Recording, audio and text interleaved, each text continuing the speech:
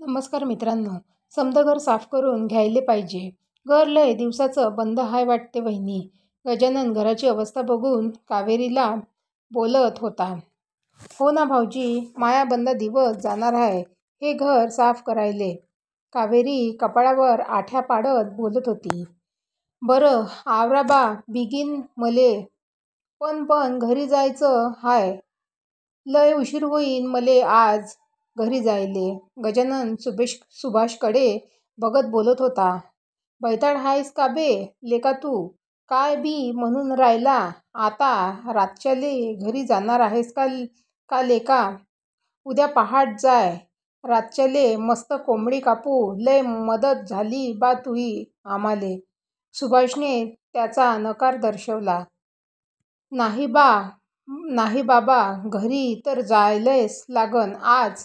माही म्हातारी वाट पाहात असेल ना. माया लेक घरी नाही आला म्हणून.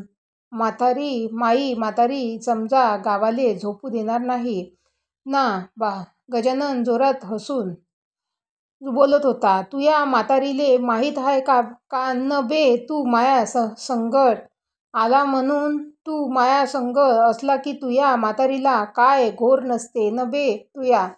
आज रातच्याले मस्त मटण खाऊ न बे लेका. सुभाष मिशीवर ताव देत बोलत होता. सुभाष आणि गजानन बैलगाडीतील सामान खाली करत होते. बैलांना खुट्याला बांधून त्यांना खायला वैरण घातली होती. बैल माना हलवत गळ्यातल्या घंटा वाजवत ते गवत खात होते. कावेरी हातात झाडू घेऊन सगळं घर साफ करीत होती. बैलगाडीतील सगळं सामान घरात आणून झालं होतं. आता अंधार चांगलाच गडद झाला होता. सुभाष मडकं घेऊन विहिरीवर पाणी आणायला गेला होता. कावेरीने स्वयंपाकासाठी गाठोड्यातून भांडे, तिखट, मीठ, हळद, चटणी, मीठ अशी सगळी सामग्री काढून ठेवली. गजानननी बाहेरून मोठे मोठे चूल मांडण्यासाठी 3-4 दगड आणले. चुलीत घालायला वाळलेले लाकडं पण घेऊन आला. सुभाष पाणी घेऊन आला होता. मले काय वाटते गजा, आपण मटण तिकडे विहिरीजवळ शिजवू. मस्त जागा हाय तिकडेच कोंबडं कापून शिजवायले टाकू. कावेरी हा चुलीवर भाकरी करेल. आपण आपली चूल तिकडेच मांडू. सुभाष गजाननला विचारत होता. एकदम बेस होईन गड्या. चल घे तिकडचं सगळं सामान आपलं. गजानन सुभाषला टाळी देत बोलला. कावेरीने चूल पेटवून भाकरी टाकायला सुरुवात केली होती. गजानन एक मोठा पितळी गंज आणि मडक्यात थोडंसं पाणी घेऊन विहिरीकडे निघाला होता. सुभाषने एक मस्त कोंबडा घेतला आणि कावेरीला सांगून तो पण विहिरीकडे गेला. गजानननी मस्त 3 मोठे दगड लावून चूल तयार केली. चुलीवर पितळी गंज नीट बसते का नाही ते तपासून घेतलं. मग वाळलेले 2-4 लाकडं चुलीत घालून चूल पेटवली.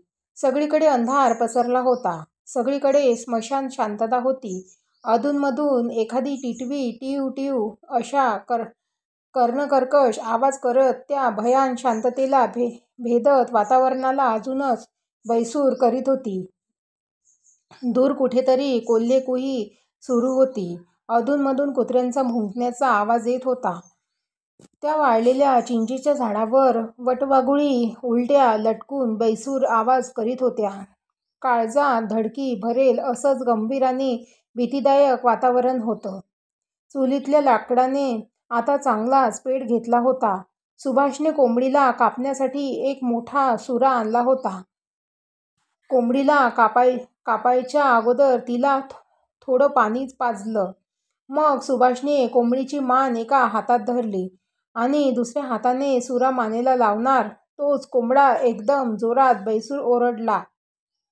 त्या आवाजाने दोघांच्या काळजात धस्स झालं. गजाननचे तर हातपाय लटपटत होते. हृदयाचे ठोके वाढले होते. घशाला कोरड पडली होती. सुभाषसुद्धा मनातून घाबरला होता. अशा भयान वातावरणात असा बैसूर आवाज ऐकून कुणालाही धडकी भरली असती. सुभाषने गजानन दादा धीर दिला. काय रे गजा, घाबरला का लेका?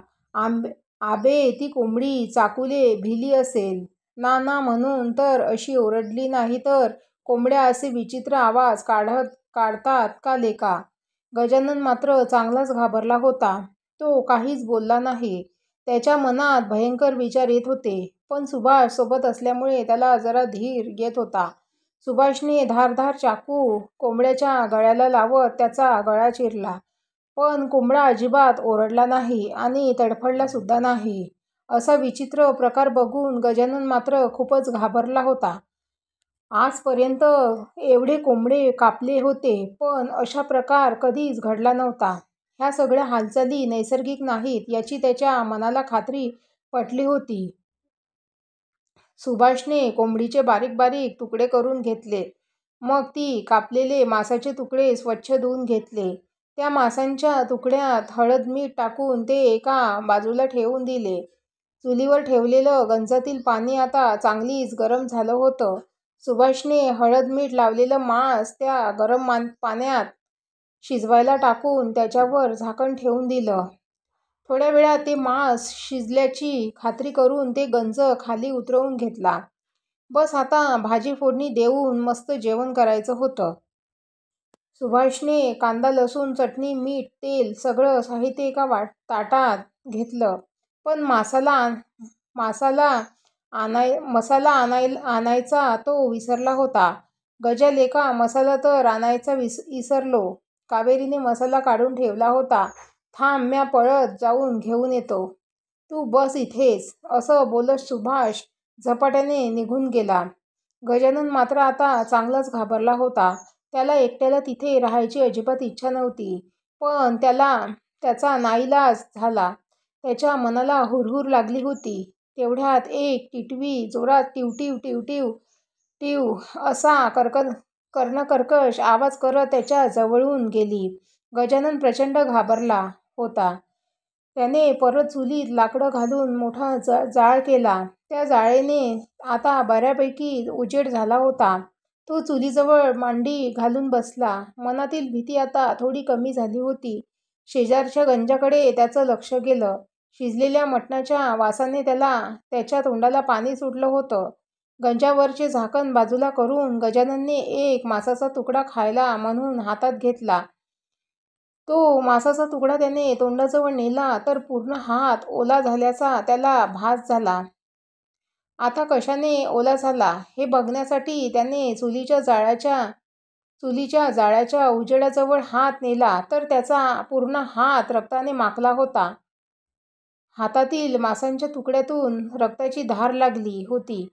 त्याला नखशिखांत घाम सुटला होता. समोर कशाची तरी हालचाल झाली म्हणून त्याने वर बघितलं तर एक पांढरी मानवी आकृती समोर उभी असल्याची त्याला दिसली. ती आकृती जमिनीपासून थोड्या उंचीवर हवेत तरंगत होती.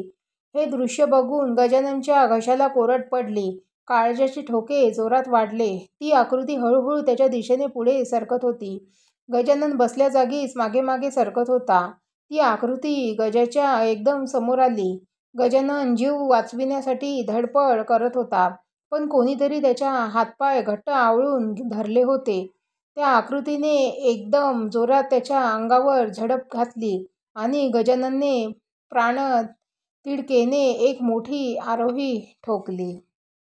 मित्रांनो, तुम्हाला ही स्टोरी कशी वाटली तर मला कमेंट करून नक्की सांगा. मी अशीच तुम्हाला नवीन नवीन स्टोऱ्या घेऊन येईल आणि माझ्या चॅनलला नक्की सबस्क्राईब करा. थँक्यू.